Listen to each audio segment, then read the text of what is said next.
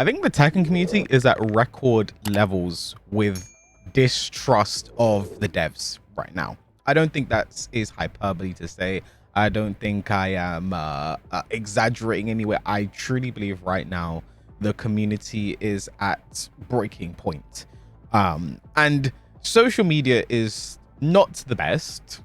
I think we can all agree that social media is a bit interesting. It's a bit of a strange place. There's a lot of negativity that surrounds it most of the time, I guess, especially these days. But what I am seeing personally from the Tekken community, I don't think I've ever seen in my time playing this game. Yes, there have been times where things are bad and the people have wanted things fixed, and eventually things do get fixed, or like at some point come to a satisfactory conclusion. At this point right now, like, I've never seen the community so unanimously united in the pursuit of fixing Tekken 8, which is why in one of my previous videos when I was talking about what's taking so long with fixing the game, which will be up here, I find it so strange that dev communication is so poor right now. You know, I think now is the time at least to tell us, like, hey, we're working, you know, we know things aren't great, at least something to sort of like a captain uniting his soldiers and saying, hey guys, we'll get through this together. We just have to buckle down. We'll get there eventually. It was sort of inspiring the troops. And it feels like we're getting more Captain Crunch than Commander Irwin, if you know what I'm saying.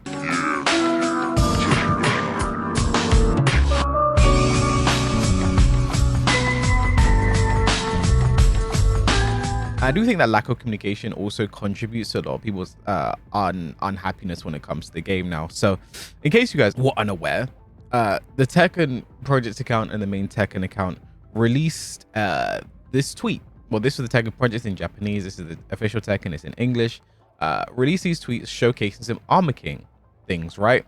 And also, I think this has also upset people because this is the type of stuff we would have seen in a Tekken talk. And this all but confirms there not being a Tekken talk for Armor King. We have Evo France this weekend. Armor King releases on Tuesday. There could be, I don't think they have time to go to Evo France for that weekend, get back to Japan, do a Tekken talk. So I think this all but confirms there will not be a Tekken talk for Armor King, which I think people are going to be upset by. And I think what is so upsetting about that is we were at a point where the level of communication was really good at the start of the game. We had multiple Tekken talks. We saw the roadmap.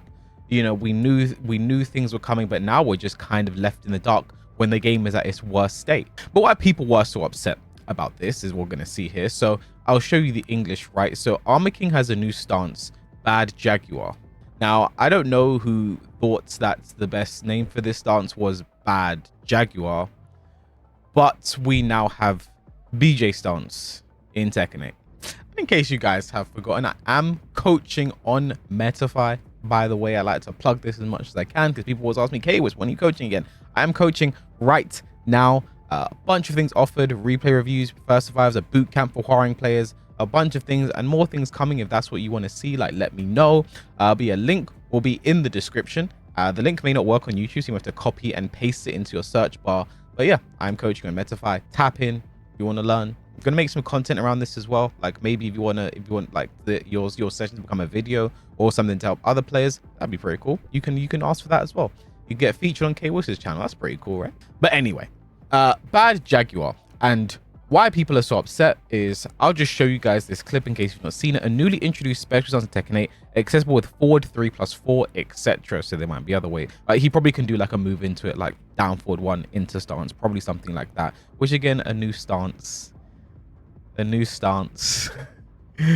a character returning to the game with a new stance. Because here's the thing, it's not so much the fact that they're just giving, like, these characters have had stances before. Heihachi had stances before in Tekken, but what they decided to do is make Raijin stance and Fujin stance integral parts of his gameplay that he must access now. Armor King had a stance in Tekken 7, Shadow Step, and it wasn't a huge part of his game, but it was there. Now they're bringing a stance. It's going to be a huge part of his game apparently, and it does some kind of crazy things. So see, if struck during the startup, it automatically counters with Poison Breath, disabling throw breaks for a set time. Like this, right? So you see what happens here. Armor King does Capital Punishment. It's parried because he does the startup of Bad Jaguar. Then he does Poison Breath automatically into the Shining Wizard, and it shows this is a punish throw. here, right? This animation shows it's a punish throw, which means he could not break it. And I'm assuming he can't duck here as well. And here's the thing, the poison breath itself isn't really the problem.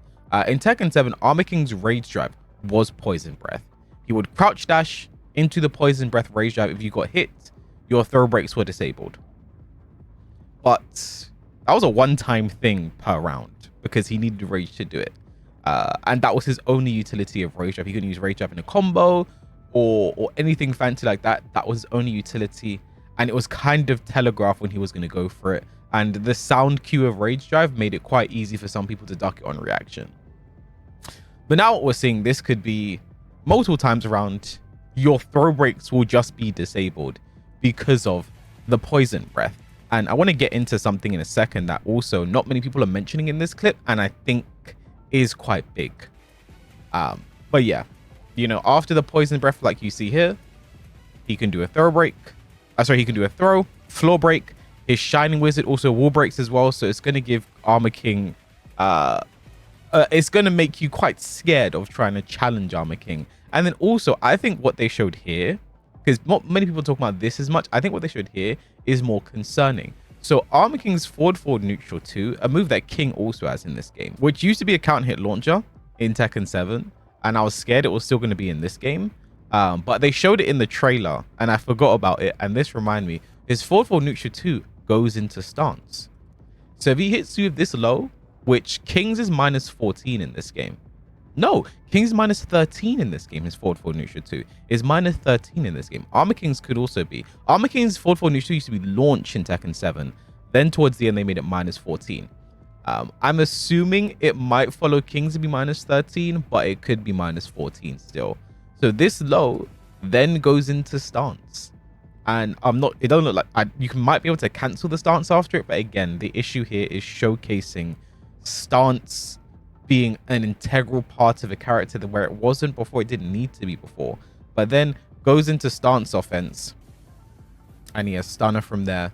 And I think they say, oh, here they go. They says you can pressure your opponent with the threat of high, mid and low attacks as well as throws. So what they're essentially saying, you get hit by forward neutral 2, take a stance mix up.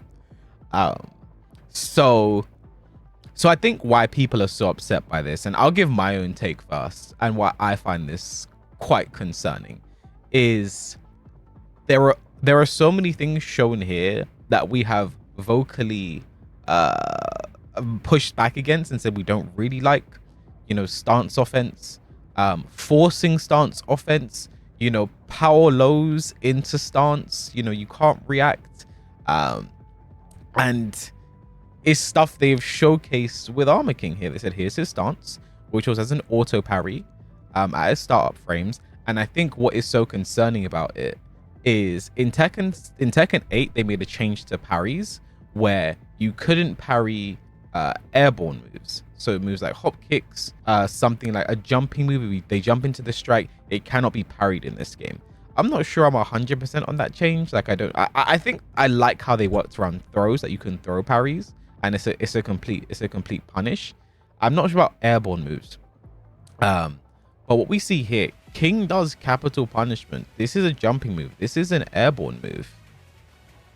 And you see the bad Jaguar stance still parries it. So it's making me wonder how this sort of parry is going to work. Yes, some parries will parry airborne moves. Some characters have everything parries that will parry everything. But generic parries will not parry airborne moves in this game anymore. Like, I think Reina's parry is similar. Reina can parry airborne moves, but like her punish is pretty situational. And obviously Leroy and Jin's parries, they're do everything parries. But this is not one of those parries. And then poison breath, guaranteed throw, and that would actually wall break and wall splat had there been a wall behind King here. And it just, so what I'm saying here, it also gives a sense of just like not listening to the community, really and truly. Like, I do want to kind of complain about unbreakable throws being a part of the thing here. By the way, there's a garbage truck outside my house in case you can hear that. I do want to kind of complain about that, but you know, Armor King had the poison breath in Tekken 7. He did have unbreakable throws before. It's just a bit annoying that it also comes to this character. Like, I think most DLC characters have had unbreakable throws. Fack has an unbreakable throw from stance. Heihachi has an unbreakable throw from stance. Armor King now has an unbreakable throw from stance. Eddie has an unbreakable throw from stance, but that is his handstand throw, and he's had that before. But it now wall splats in this game. Like, it doesn't, I think it doesn't really inspire confidence in the community. And especially when one of the translations is literally in the Japanese tweet, one of the translations is to create advantageous situations and keep pressing the attack with a relentless offense. Like, you know, obviously I think people are not going to be happy about that, because that's been the thing people have been complaining about, right? And again, like a lot of the quote retweets, you know, forward for Nishido into stance. You even have Nobi making a tweet here saying, I hope it's not too strong, which again, we don't know that for sure, right? Like, we don't know what is going to beat this parry. What my assumption is right now is you'll have two options. One, I'm going to show Leroy here, for instance. I think it may be similar to Leroy's Hermit parry, right? So Leroy, whenever he enters Hermit, while he is here, every single low will get parried at a plus 16 for Leroy for guaranteed follow-ups, right? I'm assuming that's not what I meant to do.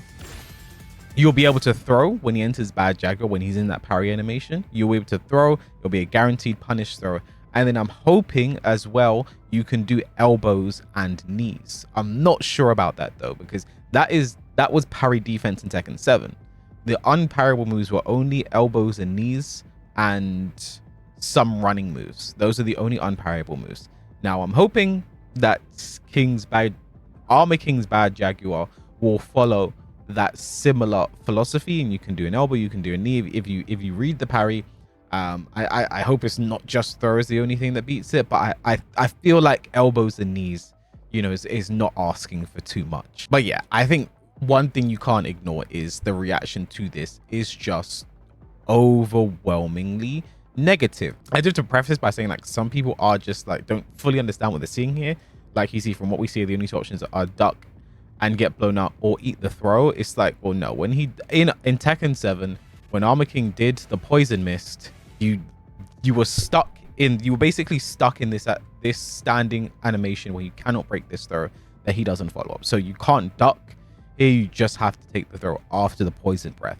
Your options start before you deal with the parry, right? But like once that happens, and then like they're kind of like, hey, like, what does this mean, you know, stuff is like, okay. But like generally the reaction to this is just very, very negative. Can we tone it down with the stances? Stance 50-50, stance 50-50.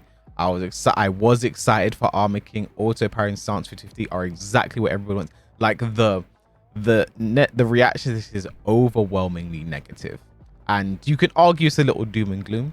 Like, the character's not out yet, we don't have that much information, this is all we really have. And, you know, for complete transparency, I myself have not been immune to this type of pre-release behavior, because before Far Cry was released, we saw this clip, you know, here, where we saw his back 3+4 and the range was hitting. I was like, why are they showing this off? Like, it's a good thing, you know. Like, I'm not immune to sort of the knee-jerk reactions to stuff like this, but I think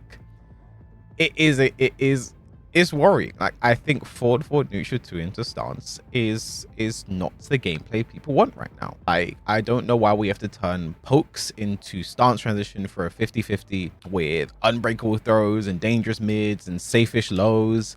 Like, I think there's just so much reward for the attacker in this game, and it feels like that just isn't going to slow down with Armor King. I would obviously like to see his full kit and see what's coming with the game. Like, you know, I'm not going to make full judgments on this like I did with Fack, because with Fack I was just worried about him being broken again. And even though he's not broken, I like there is this like sentiment around the fact that he is the most balanced character and he's great and he's not that strong. Like, I find that so like weird, because like this is a character that can control range with a standing 3 from like range 3.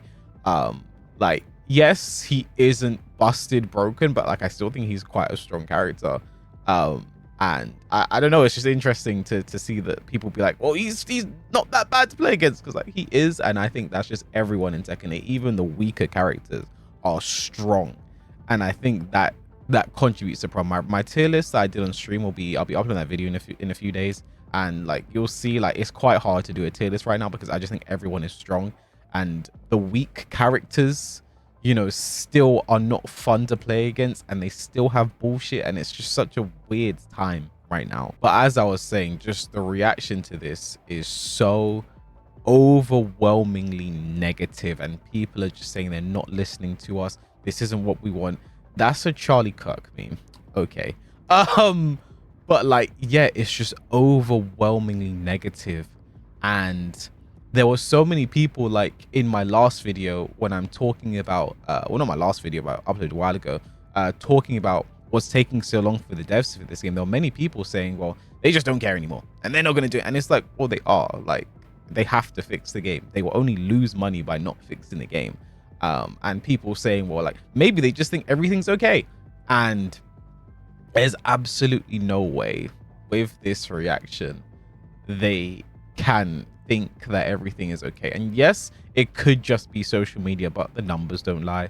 Numbers are down. People aren't playing the game. People aren't watching the game. Viewership numbers are down. The reaction is like this. The Steam reviews have been negative for, like, I've never seen it this long in Tekken before. Like, they've become negative and stayed negative for this long.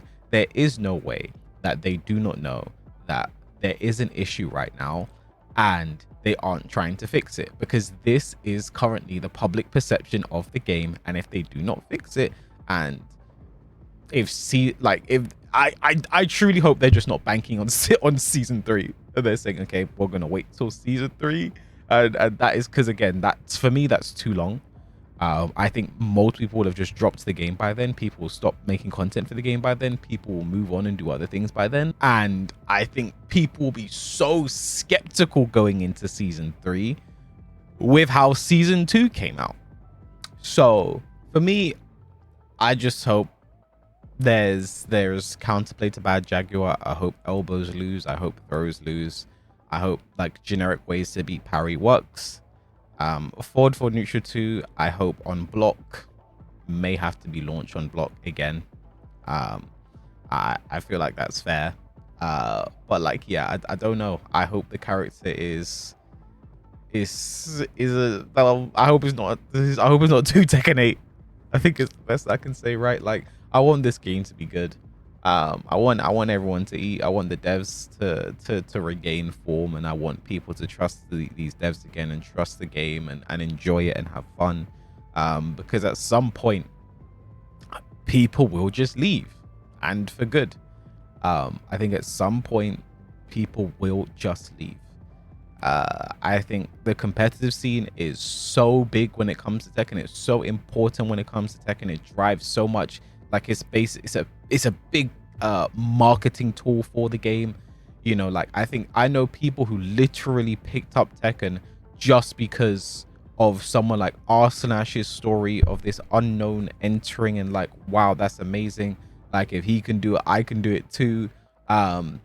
Or just like they watched one tournament, like, this was so sick, I have to play this game. There are so many people who will pick up this game and play it just because of the competitive scene. And also, I think for the content creators, or the people pick up the game because of the content creators they watch and they think this is cool, they want to try it themselves. There's so much marketing that the community gives for this game that I feel like at some point it's just going to taper off if they don't do something about it. Like, yes, you know, people will come back for a new release here and there. There will be a spike when Armor King comes out because people will want to try the new character. But I think if there isn't a balance patch attached to it, we will see that the Armor King spike, it'll go up to what, like 10,000, 11,000 or something that's done before on Steam, and then slowly go back to the 7,000, 6,000, 5,000, you know, that it's been doing. And I obviously don't want that to happen. I want this game to succeed. I love this game. I want to have fun playing this game. I just feel like the devs need to lock in, really and truly. I think they just have to lock in. I think they have to look at the feedback. I know for a fact they have received personal feedback from good reputable players, and they've tried to help them and lead them in the right direction with where we're going here. Like, I know that for a fact. So I hope they take that on board. And, you know, the changes, like, again, Rome wasn't built in a day. I'm hoping at some point we start to see things moving in the right direction. But even the last few patches we had, like the last patch in July, wasn't that big. It wasn't that great.